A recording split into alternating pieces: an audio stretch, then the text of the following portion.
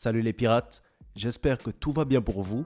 Aujourd'hui, on se retrouve pour l'analyse complète du chapitre 1067 de One Piece, pendant lequel d'ailleurs deux de nos théories ont été confirmées. Donc, le fruit du démon de Vegapunk, le secret derrière ces 6 clones, l'alliance future entre lui et les Mugiwara, l'attaque du CP0 et les choses qui bougent du côté des révolutionnaires. On va voir tout ça ensemble dans les détails, alors restez jusqu'à la fin pour ne rien rater. En attendant, avant de commencer, mettez un j'aime pour soutenir la chaîne, abonnez-vous pour rejoindre l'équipage et activez la cloche de notification pour ne rien rater de nos prochaines vidéos. Allez, c'est parti. Alors, le titre du chapitre est Punk Records, en référence à la partie de l'île qui nous sera présentée par le chapitre et qui est pour le coup très particulière, on le verra. Sur la cover, c'est du Germa, avec César qui se dispute avec Judge après son arrivée sur le royaume. Avec ces deux-là, c'était à prévoir, l'Arc Whole Cake Island nous avait déjà fait comprendre qu'ils ne s'entendaient pas, mais malgré ça, je pense que l'auteur ne les a pas réunis pour rien, et qu'une alliance s'apprête à voir le jour entre deux des meilleurs scientifiques du monde. Mais ça, on en parlera une prochaine fois, ne vous inquiétez pas. Maintenant, on passe au chapitre. Alors, les révélations commencent dès le départ. Ebony est surprise du changement par rapport à la tête de Vegapunk qui a rétréci depuis la dernière fois qu'ils s'étaient rencontrés. Dans notre review du chapitre précédent, le 1066, on avait théorisé que le docteur avait trouvé un moyen de séparer son cerveau de son corps et l'aurait stocké quelque part sur l'île d'Egghead. On avait aussi précisé que ce serait grâce à cette séparation que les autres Vegapunk pouvaient accéder à ses souvenirs et à son savoir pour fonctionner.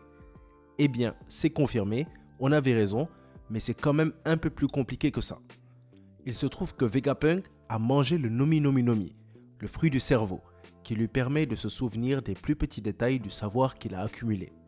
Ça, plus son statut de génie naturel, étant donné qu'il nous révèle qu'à la naissance, il était déjà un génie, né avec une capacité de stockage cérébral illimitée, nous permet de comprendre l'intelligence du docteur. Mais cette combinaison est aussi ce qui permet de comprendre son physique. Plus il accumule d'informations, plus son cerveau grossit. Selon lui, la dernière fois qu'il avait croisé Bonnie, sa tête était comparable à un géant. C'est donc pour pallier à cette gêne que le docteur a réussi à séparer son cerveau de son corps en le coupant et l'a utilisé pour constituer l'intérieur de Punk Records, une salle qui se trouve au sommet de l'œuf situé sur la partie supérieure d'Egghead, qui, comme son nom l'indique, est une salle d'enregistrement ou de dossier, traduction du mot Records, qui sont, plus précisément, le savoir que le docteur a accumulé à travers les années.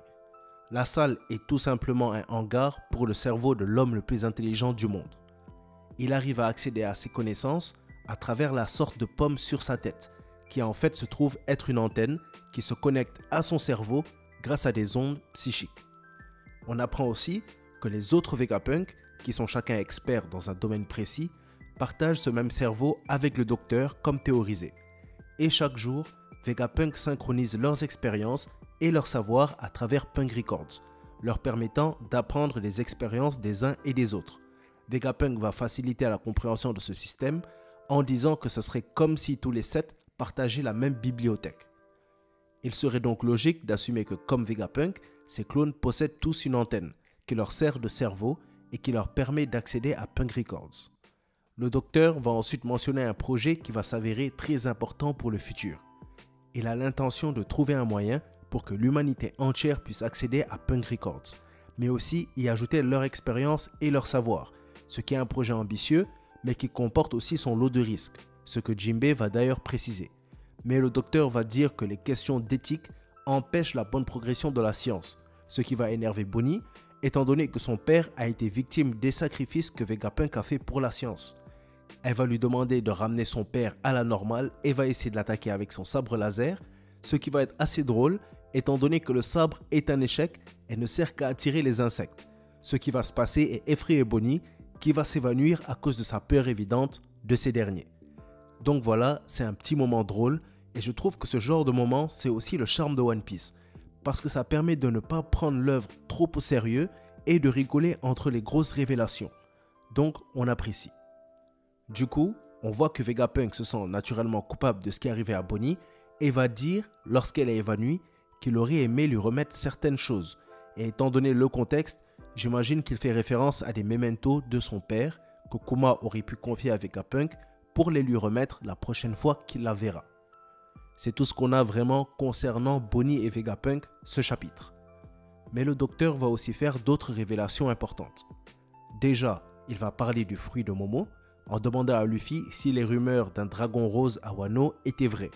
Et Luffy va confirmer en disant que c'est un dragon semblable à Kaido qui est devenu une divinité gardienne de Wano. Vegapunk va expliquer qu'en fait la raison pour laquelle le fruit avait été considéré une erreur et avait été laissé à Punk-Hazard, c'est parce qu'après avoir investi plus de 20 ans de ressources financières pour les expériences sur Kaido, il n'a quand même pas réussi à répliquer la couleur exacte du dragon et à créer un dragon de couleur rose plutôt qu'un de couleur bleue comme Kaido, montrant qu'il n'est pas seulement un génie mais un perfectionniste. Et après tout, c'est vrai qu'il faut être perfectionniste pour être un aussi bon scientifique que Vegapunk, qui est le meilleur au monde dans son domaine. Il va aussi nous expliquer l'origine du robot géant qui a été trouvé par Luffy et son groupe. Ce robot avait été créé il y a au moins 900 ans, donc un peu avant ou juste au début du siècle oublié. Ce qui se trouve être encore plus bizarre, c'est que ce même robot, il y a 200 ans, aurait escaladé la Red Line pour attaquer Marie-Joise, mais n'a pas pu poursuivre l'attaque pour cause de manque d'énergie. Donc, la question, c'est pourquoi précisément il y a 200 ans? Alors, on ne sait pas, mais Shaka, comme le vrai Vegapunk, est aussi en train de raconter cette même histoire au groupe de Sanji. Et grâce à Robin, on va pouvoir retracer l'assaut sur Marie-Joise au début de l'accident de discrimination des hommes-poissons. Mais même avec cette information, on ne sait pas pourquoi le robot a décidé d'attaquer le gouvernement. Mais avec Oda, je suis sûr que les choses vont bientôt prendre leur sens. Du coup, après cet événement, le gouvernement a naturellement demandé la destruction du robot, mais les chercheurs l'ont secrètement conservé pour pouvoir l'étudier, ce qui explique pourquoi il se trouve toujours sur Egghead. Il se trouve aussi que le Vega Force 1 de Vegapunk, qu'on a aperçu lors de notre arrivée sur l'île, a été créé pour répliquer ce robot, mais parce que la source de son énergie est inconnue même à l'époque présente, il n'a pas réussi à le répliquer complètement, montrant que la technologie du siècle oublié est peut-être même supérieure à la technologie actuelle du monde de One Piece. Avant qu'on puisse en apprendre plus, on sera interrompu puisque le CP0 va faire son apparition et va tenter de rentrer sur l'île d'Egghead.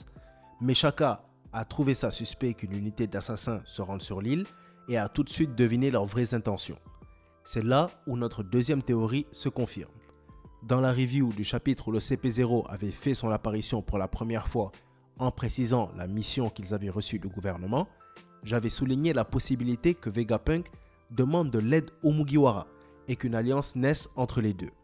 Et c'est vers ça que les choses semblent se diriger, étant donné que Vegapunk va demander à Luffy de l'aider à s'échapper de l'île, et ses clones vont déclencher l'état d'alerte et se préparer à combattre. Je ferai une vidéo théorie plus détaillée sur le sujet pour vous expliquer cette semaine quelles pourraient être les conséquences d'une alliance entre Vegapunk et les Mugiwara. Mais je pense qu'en y pensant un peu, on peut arriver à la conclusion que cette alliance pourrait retourner le monde sur sa tête. Pendant l'apparition de CP0, l'auteur nous donne aussi un moment assez drôle de la réaction du groupe de Sanji à l'arrivée de Lucci. On peut voir Usopp et Nami paniquer à la mention du nom de Rob Lucci et Sanji qui promet à Robin de la protéger. D'ailleurs, je paierai pour voir un combat entre l'actuel Sanji et Rob Lucci. Je pense que Lucci aura de sérieux problèmes face à lui. Sanji est déjà clairement plus fort que le Lucci d'Enies Lobby, je pense que ça c'est clair, mais Lucci a sûrement progressé depuis et je pense qu'ils sont plus ou moins à des niveaux similaires, vu la performance incroyable de Sanji à Onigashima. Donc, dites-moi en commentaire à votre avis, si Sanji affronte Rob Lucci actuellement, qui sera le vainqueur? Du coup, une autre chose qu'on va apprendre à travers une discussion entre un officier du gouvernement et Lucci, c'est que le CP0 sont au courant, grâce à leur service d'information, que Bonnie était en route pour Egghead. Et Lucci va prendre la décision de la tuer s'il la rencontre, étant donné qu'elle s'est échappée à plusieurs reprises du gouvernement et qu'ils n'ont plus besoin d'elle actuellement. Je pense qu'on s'était tous demandé pourquoi est-ce que le gouvernement s'intéressait autant à Bonnie, et si vous voulez ma théorie, je pense que Bonnie constitue un moyen de pression sur Kuma. Comme Ivankov l'avait dit, elle ne voyait aucune raison pour laquelle Kuma se serait laissé faire par le gouvernement.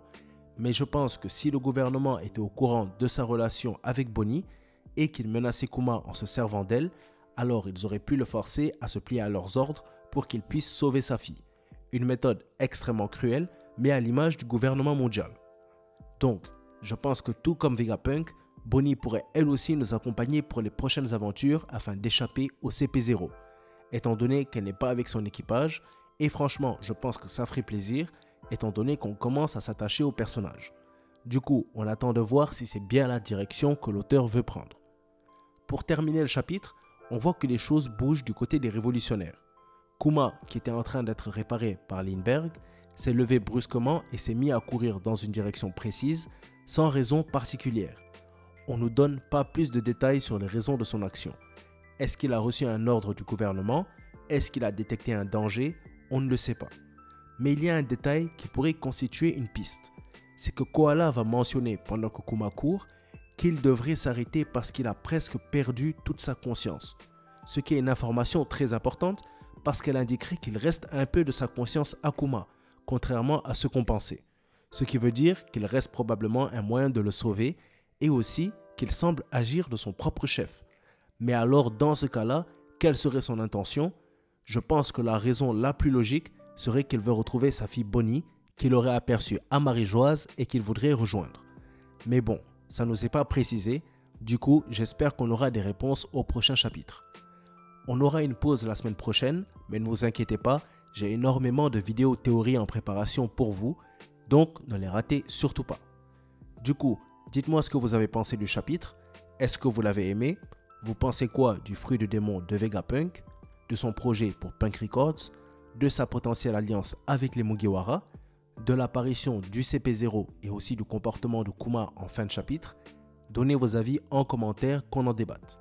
En attendant, si vous avez aimé la vidéo ou qu'elle vous a appris quelque chose, mettez un j'aime, n'hésitez pas à la partager, abonnez-vous pour rejoindre l'équipage et mettez la cloche pour ne rien rater de nos prochaines vidéos. Vous pouvez aussi vous abonner à notre deuxième chaîne Manga Monde Off pour plus d'animés et de mangas. La review du dernier épisode de Bleach sortira aujourd'hui et on va rajouter Black Clover et Hunter x Hunter à la liste, ainsi que d'autres mangas comme My Hero Academia et peut-être même Jujutsu Kaisen. Donc je vous laisse le lien en description pour les intéresser. Cette vidéo touche à sa fin, merci d'avoir suivi, c'était Manga Monde et comme d'habitude, c'était un plaisir de faire cette vidéo pour vous. A bientôt les pirates.